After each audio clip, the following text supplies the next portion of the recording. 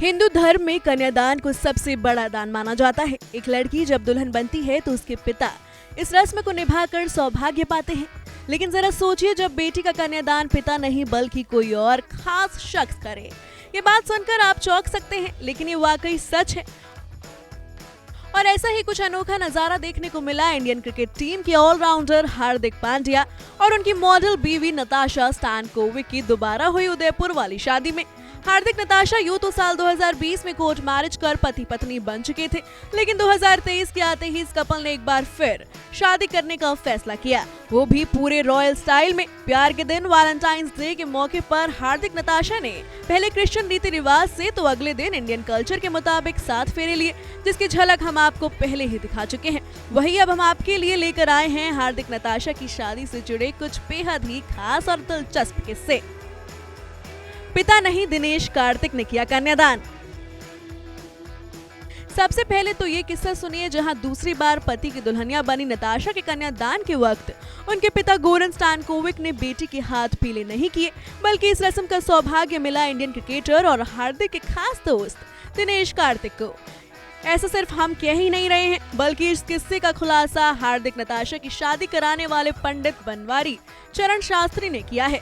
जी हाँ, पंडित जी ने बताया कि फेरों के दौरान जब कन्यादान की बारी आई तो कुछ वक्त तक कोई नहीं आया। ऐसे में कन्यादान करने वाले के लिए मंडप में आवाज लगाई गई। तब पास में ही खड़े दिनेश कार्तिक सामने आए और कहा, मैं करूंगा कन्यादान। तब उन्होंने नताशा की ओर से ये रस्म अदा की।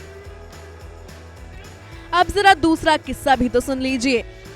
अब तक फैंस के मन में सवाल जरूर आया होगा कि आखिर इस जोड़ी का गठबंधन किसने किया, तो चलिए इसका जवाब भी हम आपको दे देते हैं। हार्दिक नताशा का गठबंधन करने वाली क्रिकेटर की भाभी और हार्दिक के बड़े भाई कुणाल पांड्या की बीवी पंखुड़ी रही। पंखुड़ी ने हार्दिक की पूजन रस्म भी निभाई। अब जरा सोचिए कि मंडप में होने वाले मंत्र और वचन जब दुल्हा दुल्हन को ही ना समझ आए तो कैसे बात बने। तो यही हाल नताशा और हार्दिक का भी था। पंडित जी के मुताबिक हार्दिक पांड्या की बीवी नताशा और उनके माता पिता हिंदी भाषा को ठीक से समझ नहीं पा रहे थे। ऐसे में 7 वचनों को समझाने के लिए एक ट्रांसलेटर रखा गया था, जो उन्हें सभी वचन अंग्रेजी में ट्रांसलेट कर समझा रहा था। अब तक के किस्से सुन आपको भी ये अंदाजा तो लग गया होगा कि हार्दिक नताशा की शादी में हुई रस्में काफी अनोखी थी। वहीं जो हवन दुल्हन के माता पिता करते हैं, यहाँ इस जोड़ी की शादी में ये रस्म दूल्हे राजा हार्दिक के बड़े भाई कुणाल और उनकी पत्नी पंखुड़ी ने निभाई। दोनों ने धर्म भाई भाभी बनकर ये हवन किया।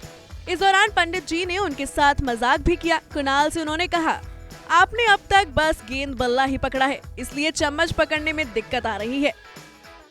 कुल मिलाकर देखा जाए तो हार्दिक नताशा की ये दूसरी बार वाली शादी खूब रोमांचक और मजेदार किस्सों से भरी रही। उदयपुर में इस जोड़ी की ग्रैंड वेडिंग हुई। वहीं इस कपल को दुल्हा दुल्हन बनते देखने का मौका उनके बेटे अगस्त्य को भी मिला। पापा की ओर से वो बाराती बने तो मां की विदाई में भी वो शामिल हुए। Bureau report E24।